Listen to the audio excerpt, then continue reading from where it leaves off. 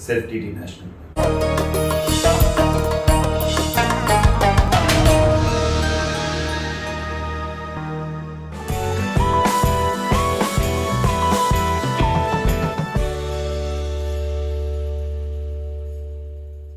आदाब।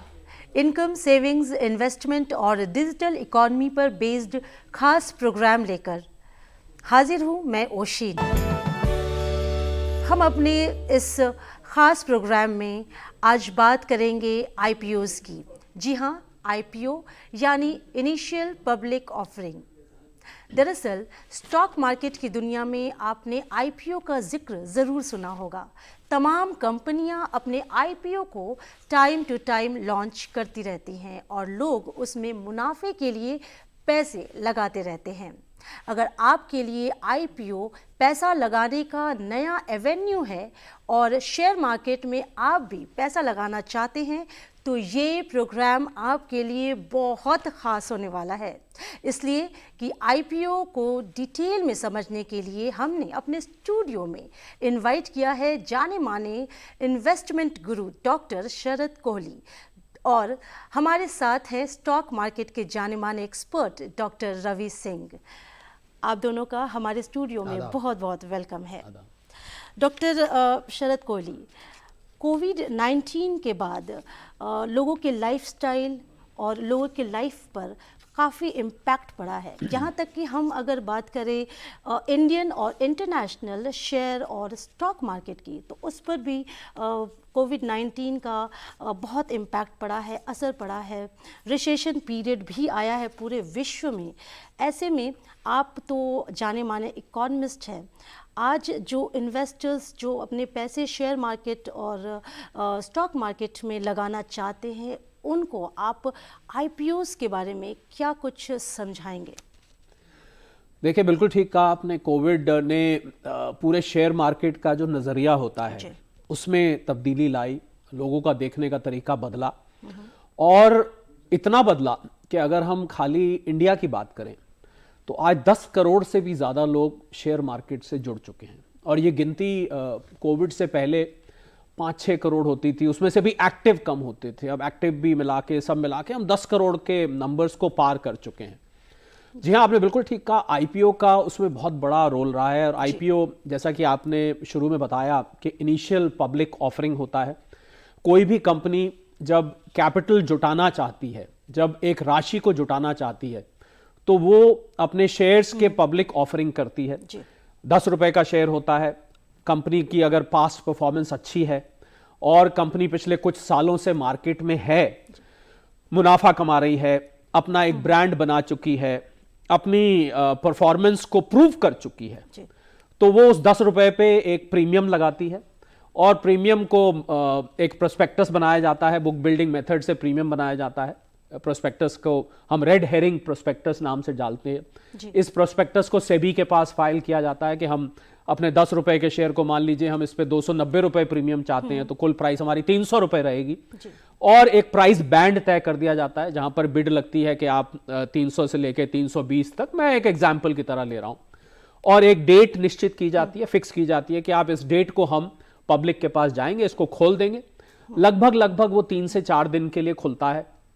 और उसमें जो इन्वेस्टर्स होते हैं उनको ये मौका मिलता है कि अगर उनको वो ये कंपनी पसंद है, उनको ये कंपनी अच्छी लग रही है, उनको ऐसा लग रहा है कि इस कंपनी में पैसा लगाने के बाद हमें डिविडेंड भी मिलेगा, और जब ये लिस्ट होगी, ये ध्यान रखने वाली बात है और समझने वाली बात है कि जब आईपीओ आता है उसके बाद उस कंपनी के शेयर्स स्टॉक एक्सचेंज पर लिस्टिंग के लिए जाते हैं। और भारत में हम जानते हैं 2 स्टॉक एक्सचेंज है, नेशनल स्टॉक एक्सचेंज है, बॉम्बे स्टॉक एक्सचेंज है। इसमें उनकी लिस्टिंग की जाती है। लिस्टिंग की भी एक तारीख फिक्स की जाती है और इस तारीख पर वो शेयर्स मार्केट में लिस्ट होते हैं। अब ये जिस कीमत पे कंपनी ने निकाले थे उससे ज्यादा भी लिस्ट हो सकते हैं, कभी कभी बदकिस्मती से उससे कम पे भी लिस्ट हो जाते हैं, बराबर की कीमत पे भी लिस्ट हो सकते हैं। तो ये उन इन्वेस्टर्स को उस दिन पता लग जाता है कि हमारे शेयर, तो कुछ इन्वेस्टर्स क्या करते हैं कि लिस्टिंग के बाद बेचकर बाहर निकल जाते हैं। अगर मान लीजिए जो मैंने एग्जाम्पल लेके चला हूं 300 रुपए का, मान लीजिए 350 का लिस्ट हुआ, तो कुछ लोग सोचते हैं भाई 50 रुपए इसमें कमाओ, बेचो और बाहर आ जाओ। और अगर मान लीजिए ये कम का लिस्ट होता है तो फिर लोग सोचते हैं अभी थोड़ी इंतजार करनी चाहिए, इसमें शायद ये उस कीमत तक आएगा। और ये शेयर्स डीमैट अकाउंट जो इन्वेस्टर्स खुलवाते हैं, उन जब आपको अलॉटमेंट इसकी हो जाती है तो उसके बाद ये डीमैट अकाउंट में आ जाते हैं। और एक जरूरी बात समझने वाली ये है कि कंपनी जितने भी शेयर्स मार्केट में आईपीओ के जरिए निकालती है तो ये जरूरी नहीं कि सभी निवेशकों को वो मिल जाएं, खासकर अगर वो आईपीओ ओवर सब्सक्राइब हो जाता है। ओवर सब्सक्राइब का मतलब है कि कंपनी ने मान लीजिए मार्केट से 1000 करोड़ रुपए इकट्ठा करना था, उसकी जगह एप्लीकेशंस आ गई उससे कहीं ज्यादा की, पर कंपनी के पास परमिशन तो 1000 करोड़ की है, तो ज्यादा आ गई तो बाकी के पैसे फिर वापस कर दिए जाते हैं। और उन कुछ लोग मान लीजिए 3 गुना ओवर सब्सक्राइब हो गया तो 3 में से किसी एक शख्स को वो अलॉटमेंट मिलती है, बाकी 2 को वापस कर दी जाती है। इसको हम आईपीओ मार्केट में ओवर सब्सक्रिप्शन कहते हैं। इसी प्रकार अंडर सब्सक्रिप्शन होता है कि मान लीजिए पूरे का पूरा 1000 करोड़ वो नहीं जुटा पाई तो उसको हम अंडर सब्सक्रिप्शन कहते हैं। तो ये आईपीओ के मोटे मोटे प्रिंसिपल्स हैं, हम अगर मोटे तौर पर इसको समझना चाहें। बाकी जैसे जैसे ओशिन आगे बातचीत चलेगी, हमारे साथ रवि भी हैं जो स्टॉक मार्केट के एक्सपर्ट है, और आईपीओ का तो सीधा सीधा रिलेशन, अगर मैं आसान भाषा में रवि से इजाजत लेते हुए कहूं तो बच्चा पैदा होता है माता के गर्भ में और उसके बाद उसको जब स्कूल भेज दिया जाता है बड़ा होने के लिए तो फिर शेयर मार्केट में भेज दिया जाता है। पैदा होता है आईपीओ की मार्केट में, लीजिए अब आप पनपिए, वहां पर पढ़ाई लिखाई करिए, बड़े बनिए, अपनी प्राइस को बढ़ाइए, ये स्कूल और कॉलेज में भेज दिया जाता है। तो जैसे जैसे बात आगे चलेगी हम इसको आगे और विस्तार से बताना चाहेंगे। जी बिल्कुल, आपने काफ़ी अहम जानकारी दी है डॉक्टर रवि सिंह। मैं आपसे जानना चाहूँगी कि हाल ही के दिन में स्टॉक मार्केट, शेयर मार्केट को लेकर काफ़ी क्रेज़ बढ़ा है आफ्टर कोविड-19 की। जहाँ तक बात करें, रिसेशन पीरियड से लोग उबरने की कोशिश कर रहे हैं और साथ ही शेयर मार्केट काफ़ी रिस्की भी माना जाता है, जैसे डॉक्टर कोहली ने भी बताया, लेकिन खुलकर भी लोग खेलना चाहते भी हैं और डरते भी हैं, कंफ्यूज होते हैं, मिसगाइड होते हैं। ऐसे में जब Indian economy, digital economy grow कर रही है तो आप आम इन्वेस्टर्स को क्या कुछ बताना चाहेंगे इनिशियल पब्लिक ऑफरिंग के विषय में?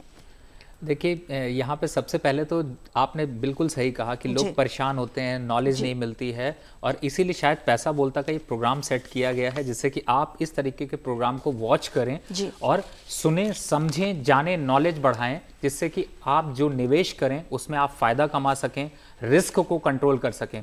और मैं वापस आपके आईपीओ के पॉइंट पे अगर आता हूँ तो जिस तरीके से डॉक्टर साहब ने बताया, अगर आप पूरा का पूरा स्ट्रक्चर को देखें तो हमारे यहाँ पे मैं और इजी लैंग्वेज में थोड़ा सा ऐड ऑन करना चाहूँगा। तो कई सेक्टर्स के स्टॉक्स का नाम आपने सुना है। ये कंपनियां भी सबसे पहले जब स्टॉक मार्केट में लिस्ट होना चाहती थी तो उससे पहले ये आईपीओ ही लेकर आए थे, और आईपीओ लेने के बाद फिर सेकेंडरी मार्केट में इनकी ट्रेडिंग यानी स्टॉक मार्केट में वो स्टॉक लिस्ट हो जाता है, तो उसकी बाइंग और सेलिंग यानी बिकवाली और खरीदारी एक आम आदमी कर सकता है। पहला ऑप्शन होता है कि आप प्राइमरी मार्केट यानी आईपीओ में जाके निवेश करें, और फिर उसके बाद आप उसको सेकेंडरी मार्केट यानी कि जो बाइंग और सेलिंग है वो आप स्टॉक में निवेश कर सकते हैं। अब बात आप अगर आईपीओ मार्केट की देखिए, आईपीओ मार्केट वो पहिया है शेयर मार्केट का जिसके बिना आगे ना तो इकोनॉमी ग्रो कर सकती है और ना ही आपका शेयर मार्केट ग्रो कर सकता है। क्योंकि जिस तरीके से अब इस समय अगर देखें तो मोदी जी का जो मिशन है, अगर आप उसको देखें तो आपको क्लियर कट एक इंडिकेशन मिलता है। ईवी को लेकर के बड़े काम किए जा रहे हैं, यानी कि इलेक्ट्रिक व्हीकल को लेकर के किए जा रहे हैं, ग्रीन हाउसेस की बात की जा रही है, और डेवलपमेंट जिस तरीके से इंफ्रास्ट्रक्चर डेवलपमेंट चल रहा है, बैंकिंग, कोर बैंकिंग सेक्टर में डेवलपमेंट चल रहा है, तो ये सारे जो डेवलपमेंट है वही आपको इन्वेस्टमेंट की अपॉर्चुनिटी देते हैं। और ऐसे में बहुत से नए जो कंपनीज हैं वो आईपीओ के जरिए पैसा कलेक्ट करके उसमें इन्वेस्टमेंट करके और आगे उस शेयर मार्केट को ट्रेड के लिए लाते हैं, आपके इन्वेस्टमेंट के लिए भी लाते हैं, और उसको इकोनॉमी में ग्रो करने के लिए भी लाते हैं। तो अगर ये प्रोसेस बंद हो जाए या प्रोसेस कम हो जाए तो इसका मतलब है कि आपकी इकोनॉमी जो है वो रिसेशन की तरफ जा रही है। और जब बात इकोनॉमी के ग्रो की करते हैं तो भारत अग्रेसिव तरीके से नजर आता है, क्योंकि अगर पिछले 2 सालों में देखा जाए तो जो पिछले 20 सालों की हिस्ट्री रही है उस हिस्ट्री को भी पिछले 2 सालों में आईपीओ मार्केट ने चेंज किया है, सिनेरियो चेंज किया। मैं ऐसा इसलिए कह रहा हूं, अभी जो पेंडिंग आईपीओज हैं, चाहे वो केमिकल सेक्टर से हो, फूड सेक्शन से हो, एफएमसीजी सेक्टर से हो, बैंकिंग सेक्टर से हो, तो ये सारे जो आईपीओज अभी आने वाले हैं वो बहुत बड़ी अपॉर्चुनिटी आपको देंगे पैसा कमाने के लिए, जिसकी हम आगे चर्चा करेंगे। और बहुत से आईपीओ जो हैं वो आ चुके हैं जो कि आपको लिस्टेड दिखाई देते हैं। कुछ आईपीओ ने आपको बहुत अच्छे रिटर्न दिए, और जैसा डॉक्टर साहब ने बोला, मैं आपको बताता हूँ, मैं हमेशा एक आईपीओ में एक स्ट्रैटेजी फॉलो करता हूँ जिसे मैं सबको राय देता हूँ। मेरी जो स्ट्रैटेजी वो यही है कि जब भी आईपीओ मार्केट में आप आईपीओ लगाएं, आईपीओ ऊपर लिस्ट हो जाए, जैसे ही लिस्ट हो 50% यानी 50% आप अपनी 100 शेयर आपको लिस्ट में आए, 50 शेयर जो भी आईपीओ प्राइस लिस्ट हुआ उस पर काट दीजिए और उसी प्राइस को नोट करके रख लीजिए। अगर 3 दिन नीचे उसके मार्केट बंद हो जाता है तो आईपीओ मार्केट में पूरी पोजीशन आप एग्जिट करके आप निकल जाइए। दूसरा, इस बात का ध्यान रखिए कि जब भी आप इस तरह की स्ट्रैटेजी अपनाते हैं तो सबसे पहला क्या होता है कि जो पैसा आपने आईपीओ मार्केट पे लगाया, जैसे ही आप 50% आप अपनी क्वांटिटी बेचते हैं, वो आपका पैसा वहां से बाहर आ जाता है और आपका रिस्क कंट्रोल हो जाता है। दूसरा है, आपके पास सवाल उठता है कि अगर आईपीओ मार्केट ऐसा होता है और शेयर नीचे लिस्ट हो जाता है, तो देखिए जब नीचे लिस्ट हो जाए तो इसका मतलब है कि आपको बिना कुछ सोचे समझे तुरंत वहां से बाहर निकलना चाहिए, क्योंकि आपकी कैलकुलेशन गलत हो चुकी है, आपने गलत जगह पे एंट्री की है। दोबारा मौका मिलेगा, कंपनी आगे परफॉर्मेंस देगी तो आप आईपीओ मार्केट में वापस से एंट्री कर सकते हैं। बिल्कुल, बहुत ही उम्दा जानकारी आपने दिया। हमारे इन्वेस्टर्स को जो न्यू है आईपीओ में, बिगिनर्स है, उनको आईपीओ मार्केट में कैसे इन्वेस्ट करना है और अपने बाखूबी आपने समझाया कि आईपीओ क्या है। आप ही से जानना चाहूँगी डॉक्टर रवि कि आईपीओ में अकाउंट ओपन करने के कुछ प्रोसीजर होते होंगे, तो वो प्रोसीजर्स क्या है, अगर हमारे बिगिनर्स को आप बताना चाहें तो। देखिए, यही एक ऐसा सेगमेंट है जिसमें कि कोई अकाउंट ओपनिंग की जरूरत नहीं है जी। एक आम आदमी भी आईपीओ पे अप्लाई कर सकता है, इनफैक्ट विदाउट डीमैट अकाउंट जी। क्योंकि आप देखिए सबसे बड़ा आज के समय में, अभी शरद जी ने एक बहुत इंपॉर्टेंट बात कही थी जिसे मैं वापस से हाईलाइट करना चाहूँगा। आपने डेटा इन्होंने दिया कि 10 करोड़ हमारे यहाँ पे लोग जो हैं वो अब स्टॉक मार्केट की तरफ अग्रेसिव हुए हैं। और लास्ट में अभी डेटा अगर आपको बताऊं तो आपको हैरानी होगी कि 29 करोड़ डीमैट अकाउंट हमारे यहाँ पे अब तक खुल चुके हैं। यानी कि लोग अभी शेयर मार्केट में पार्टिसिपेशन जब इतना कर रहे हैं जिसमें कि मार्केट हाई पे जा रहा है, तो सोचिए जब 29 करोड़ 30 करोड़ लोग अगर आईपीओ इस इंडियन मार्केट इकोनॉमी में अगर इन्वेस्टमेंट करेंगे तो मार्केट की सिचुएशन कहाँ होगी। कंपनियां ग्रो करने के लिए वही हैं। तो फिलहाल अगर आईपीओ मार्केट में आप निवेश करना चाहते हैं तो आपके लिए सिंपल है, आप किसी भी रजिस्टर्ड ब्रोकर, जैसे हम शेयर इंडिया के थ्रू मैं उनसे रिलेटेड हूं, तो आप किसी भी तरीके की ब्रोकिंग फर्म में आप जाकर के आईपीओ के बारे में पूछ सकते हैं। और वहां पर सिंपल केवाईसी है, एक फॉर्म मिलेगा, उसमें आपको केवाईसी कंप्लीट करनी। केवाईसी वही है जो आपने बैंक अकाउंट में की है, यानी कि आपको पैन कार्ड, आधार कार्ड, एक कैंसिल चेक, ये 3 चीजें और एक फोटो आपकी, ये लेके जाना है और 2 मिनट के अंदर आपका अकाउंट खुलता है ऑनलाइन और उसके थ्रू फिर आप एप्लीकेशन डाल सकते हैं जी। तो आईपीओ मार्केट में बहुत ही सिंपल प्रोसेस है, कोई कॉम्प्लिकेशन नहीं है। और आप जब वहां जाएंगे तो आपको सारी जानकारी, यानी आप किसी भी, क्योंकि आप आईपीओ डायरेक्ट नहीं निवेश कर सकते, किसी न किसी स्टॉक ब्रोकर को आपको इंक्लूड करना पड़ेगा, तो उसके थ्रू आप इंक्लूड करके आप आईपीओ में एप्लीकेशन डाल सकते हैं। डॉक्टर कोहली, हम आपसे जानना चाहेंगे कि आईपीओ कितना मजबूत है आज के वक्त में। बहुत ज़रूरी सवाल है ये उशीन जो आपने पूछा है कि आम जो निवेशक होता है, खासकर पैसा बोलता है कि जो दर्शक हैं, जो देखने वाले हैं, वो ये सोच रहे होंगे मार्केट में आईपीओ आते रहते हैं लगातार, हर महीने 2, 3, 4, 5, किसी महीने में तो 10, 12 भी आ जाते हैं, कभी कभी थोड़ा गैप भी हो जाता है। तो कैसे हम सेलेक्ट करें कि कौन से आईपीओ में लगाना है, कौन से में नहीं लगाना, क्या चीज़ें होती हैं देखने वाली, या क्या चीज हमें देखनी चाहिए आईपीओ में। तो ये सारा आपका जो सवाल है उससे सीधा सीधा रिलेटेड है। तो हम देखें तो मैं आपको कुछ एक चेक पॉइंट्स बता देता हूं जो कि सुनकर ये आइडिया हो जाएगा कि आपको क्या क्या चीजें एक आईपीओ में देखना है। सबसे पहले आपको देखना है कि आईपीओ जो कंपनी है जो निकाल रही है उस कंपनी की मार्केट में स्टैंडिंग क्या है। और अगर आप प्रोस्पेक्टस को ध्यान से पढ़ेंगे, जैसा कि मैंने कहा, एक पूरा रेड हेरिंग प्रोस्पेक्टस होता है जो कंपनी को बनाना होता है, जिसमें इन्वेस्टमेंट बैंकर्स होते हैं, ब्रोकर्स होते हैं, कौन लोग ब्रोकर्स बीच में हैं, तो उस कंपनी की रेपुटेशन मार्केट में क्या है, ब्रोकर्स कौन है, इन्वेस्टमेंट बैंकर्स कौन है, एक बार इस पर जरूर नजर डालें। तो और दूसरा, कंपनी ने पिछले चंद सालों में मतलब पिछले 2 साल, 3 साल, 5 साल, 10 साल, जितने साल से भी कंपनी काम कर रही है, उसने पिछले सालों में मुनाफा कितना दिया है, उसने पिछले सालों में सेल्स कितनी दी है, उसकी पिछले सालों में ग्रोथ यानी कि कितनी रफ्तार से वो बढ़ी है आगे, जहां से वो चली थी वहां से आगे बढ़ी है कि उतनी ही सेल्स देती जा रही है, ये देखना है। दूसरा तीसरा आपको ये देखना है कि कंपनी के जो प्रोमोटर्स हैं जी, जिन लोगों ने कंपनी बनाई, जो कंपनी की मालकियत है, मैं अगर इसको सीधी भाषा में कहूं तो वो मालकियत किसकी है, उन लोगों के ऊपर कोई केस तो नहीं है, उनकी कोई क्रिमिनल रिकॉर्ड तो नहीं है, उनकी परफॉर्मेंस कैसी रही है, उनकी भी मार्केट में रेपुटेशन कैसी है, जिन लोगों की वो कंपनी है, जिन लोगों ने कंपनी बनाई थी, उसको जरूर देखें। तीसरा और चौथे नंबर पे आप देखें कि कंपनी का जो सेक्टर है, जिस सेक्टर की वो कंपनी है, मान लीजिए केमिकल सेक्टर की है, फूड सेक्टर की है, ऑयल सेक्टर की है, एनर्जी सेक्टर की है, एफएमसीजी सेक्टर की है, जो ये अलग अलग सेक्टर्स होते हैं जहां से कंपनीज बिलोंग करती हैं, उस सेक्टर की परफॉर्मेंस कैसी है।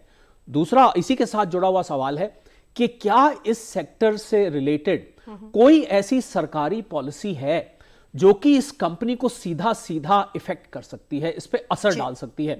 ये आपके हक में भी हो सकती है और ये आपके खिलाफ भी हो सकती है। कोई ऐसी पॉलिसी सरकार ने निकाल दी हो जो इस कंपनी को, जिससे इस कंपनी को फायदा होने वाला है, कोई ऐसी पॉलिसी निकाल दी हो जिससे, जैसे मैं अगर इसका एग्जांपल देना चाहूं तो अभी ऑयल कंपनीज के ऊपर एक विंडफॉल टैक्स लगाया गया। अच्छा। तो ये जब लगाया गया, जब ऑयल की प्राइसेस, क्रूड ऑयल की प्राइसेस बहुत बढ़ा दी गई, तो सरकार को लगा कि इसका विंडफॉल टैक्स लगना चाहिए क्योंकि इनको एकदम से ज्यादा मुनाफा हो रहा है।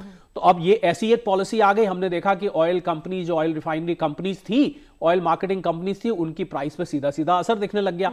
तो क्या सरकार की कोई ऐसी पॉलिसी इनके खिलाफ या इनके हक में जा रही है कि नहीं जा रही।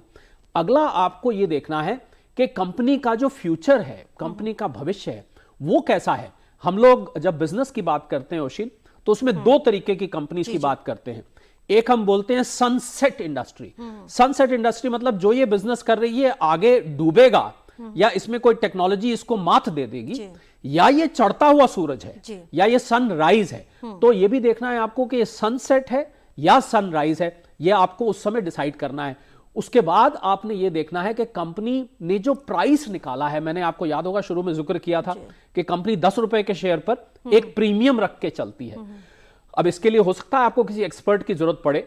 वो ये देखना है कि जो इसने प्रीमियम रखा है, ये प्रीमियम उस कंपनी ने जो प्राइस है उसको जस्टिफाई कर रहा है कि नहीं कर रहा। इसको हम कहते हैं कंपनी की वैल्यूएशन, कंपनी की बुक वैल्यू, कि क्या कंपनी ने इतना मुनाफा, इतनी रेपुटेशन, इतना नाम कमाया है कि आज वो 10 रुपए के शेयर को 300 का या 400 का या 600 का या 700 का सीधा बेच रही है। इसका मतलब कंपनी ये मानती है कि हमारा शेयर अब इतने का हो चुका है। तो ये जो प्रीमियम अमाउंट है, ये कंपनी ने कैसे निकाला, क्या ये सही है या ज्यादा तो नहीं, क्योंकि कंपनी तो चाहेगी कि ज्यादा से ज्यादा प्रीमियम मिले और निवेशक चाहेगा कि हमें कम से कम प्रीमियम पे मिले। तो ये निवेशक को किसी एक्सपर्ट की मदद लेके डिसाइड करना चाहिए कि ये प्रीमियम सही है कि नहीं। क्योंकि आपने 300 लगा दिए, जैसे अभी रवि भी कह रहे थे, मान लीजिए वो लिस्टिंग के बाद 250 का रह गया, 200 का रह गया, तो आपके तो निवेश करते ही आपको घाटा हो गया। और इन्होंने जैसे कहा कि 3 दिन में आप बाहर निकल लीजिए, तो कई बार कंपनी 1-1 साल तक वहां से उठ नहीं पाती है, वहीं पर चलती रहती है। तो मुझे लग रहा है अगर आप प्रीमियम को सही तरीके से कैलकुलेट करके और आप प्रीमियम को सही मानकर चलेंगे तो फिर आपका इसमें घाटा होने का चांस कम है। तो ये मैंने कुछ चेक पॉइंट्स बताए ओशी, जो कि अगर हमारे जो पैसा बोलता है कि जो दर्शक हैं और जो आईपीओ में आना चाहते हैं, अगर वो इन पॉइंट्स को देखेंगे तो मुझे यकीन है इस बात का, मैं पूरे कॉन्फिडेंस से कह सकता हूं कि कम से कम चांस होंगे। हालांकि शेयर मार्केट में आपने देखा होगा, प्रोस्पेक्टस म्यूचुअल फंड भी जब निकालते हैं तो नीचे एक लाइन लिखी होती है, share markets are equity markets are exposed to market risk. बहुत जल्दी जल्दी वो बोल दिया जाता है मार्केट रिस्क। तो वो मार्केट रिस्क तो हमेशा बना रहता है, पर फिर भी अगर आप ये सब चीजें देख के चलेंगे तो आपको घाटा होने का चांस लगभग कम हो जाता है। बिल्कुल। और किसी भी कंपनी की इंटीग्रिटी को ध्यान में रखकर निवेश करना ज़्यादा सही होता है। और सर, कितने सालों का बैकग्राउंड चेक करें अगर इन्वेस्टर्स आईपीओ में पैसा लगाते हैं? देखिए, किसी भी निवेशक के लिए ओशीन बहुत ज़्यादा हिस्टोरिकल डेटा निकालना तो मुश्किल हो जाता है।